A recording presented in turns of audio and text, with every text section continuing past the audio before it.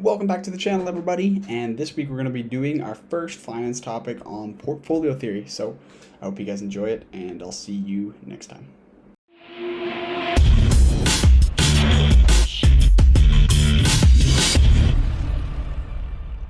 Welcome back, everybody. So today we're going to be talking about modern portfolio theory, and this is going to be part one of the finance series on this channel. So to start off, portfolio theory is the backbone of finance, and it kind of holds finance together in its origination. And it came in 1952 when Harry Markowitz wrote a game-changing paper in the Journal of Finance at the time, and it revealed the ability to be able to manage risk and return at the portfolio level instead of at the asset level. So shortly after his discovery, Markowitz won the Nobel Prize in economics because this was such an influential finding. He found that attempting to minimize risk and maximize return at the same time does not make sense. You need to choose one or the other. So instead, he suggested taking a preferred level of expected return, a fixed level that is, and minimizing the variance or risk for that level of return, so for that fixed level. And looking at it from the other side, he said that the highest expected return can be found for a fixed variance or risk level. So essentially, he discovered a modern approach to diversification as we know it today for portfolios within a stock portfolio, and further provided a visual representation of this, famously known as the efficient frontier, and we'll see this in just a moment. The efficient frontier plots a curve that maps every risk and return combination and decides which are feasible and which ones are not. And we'll see that here we can plot it, so we have risk or variance on the horizontal axis and expected return on the vertical. And that blue part is the efficient frontier. So this is where we have our efficient combinations of risk and return. So as you can see here, I'm plotting this. You get a lower expected return at the bottom there, and at the top part you get a higher expected return for the same risk level. So a rational investor will always choose the higher expected return. It's also important that we assume here that investors are risk averse, and this means that they dislike risk and they pass up a fair gamble when offered one. So each different combination of assets forms a different frontier like the one we saw above.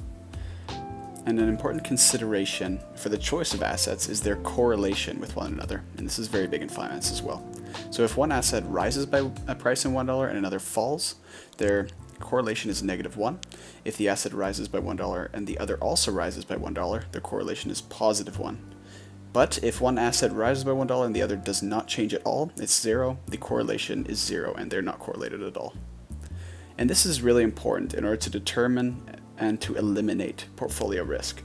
So we can plot on the same space again, and we can see when we have -1, we can eliminate risk completely there on the vertical axis. Between -1 and 1, we can't quite eliminate it, and with 1, we can't really eliminate all the risk. And as I've noted here, when rho is -1, which is the correlation coefficient, we can eliminate all of the risk. And risk can still be minimized when we have between -1 and 1, but if rho is 1, there's no way to do this. So there's three types of portfolios that I'd like to focus on today. So medium variance portfolios, MV portfolios, which take a given expected return and minimize variance. The mean variance efficient portfolio, which finds the highest expected return for a given risk or variance level. And finally, the global minimum variance portfolio, or GMV, which is one for which no portfolio has a lower variance for any level of expected return, not for a fixed level, so for all. So above and to the right of the GMV portfolio, we can see that it is on the efficient frontier, and it trades higher returns for higher risk levels when we do this. So in general terms, the expected return for portfolio theory is the weighted expected return of all assets, and the variance is the variance of all assets weighted, and their correlation is also incorporated. Markowitz further made his impact even more influential on finance by considering the aspect of a risk-free asset, such as a government bond, into this framework.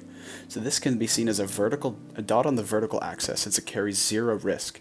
And at the intercept, we have a portfolio consisting of 100% of the risk-free asset, but can hold assets as well as the risk-free asset to reach a risk level that's less than the GMV. So again, in the same space, we can plot the same thing. We can see the GMV. And there's our risk-free asset on the vertical axis, and we can see the capital allocation line, which allows us to choose the amount of risk-free asset to hold. So any point on the capital allocation line is different weights in the risk-free asset and the stocks in our portfolio. And above the tangency portfolio, we need to short sell the risk-free asset in order to obtain this. And the capital allocation line further forms the basis for the capital asset pricing model, or the CAPM, and I'll save this for a future video. At the tangency portfolio, we are on the efficient frontier, so we hold none of the risk-free asset. It's only our stock portfolio as before, since we lie on that level. So it's also important to have the expected return of the risk-free asset less than the GMV expected return, because if the expected return from the risk-free asset is equal or greater than the GMV portfolio, investors would only choose the risk-free asset. So I'll see you guys next time.